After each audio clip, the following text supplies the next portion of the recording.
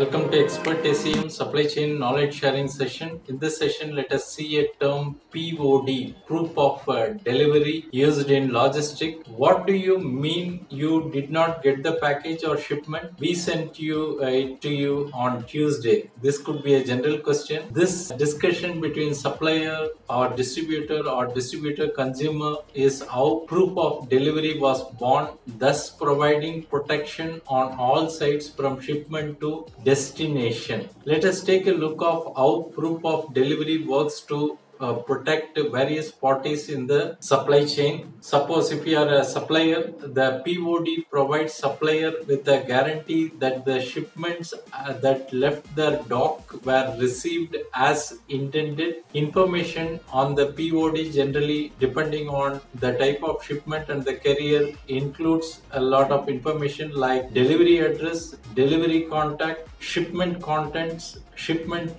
quantity, purchase order number, other special instructions if anything is provided. Upon delivery, the supplier usually receives a notification that the shipment reaches its final destination. These documents were mailed or faxed. Today, these documents are for the most part transmitted electronically. For the carrier, the bill of lading BOL and the POD documents combine to provide a simple but powerful insurance that the goods that are transporting are accurate and accounted for while being moved. This ensures things don't magically disappear from the plane, truck, or a van while en route to their final destination. For a consignee or the recipient, the POD document provides a formal sign-off that all expected item in the shipment are received. As a good practice, when a shipment arrives to the receiving dock, the receiving manager should be using bill of lading as a checklist of shipment content and inspect or count all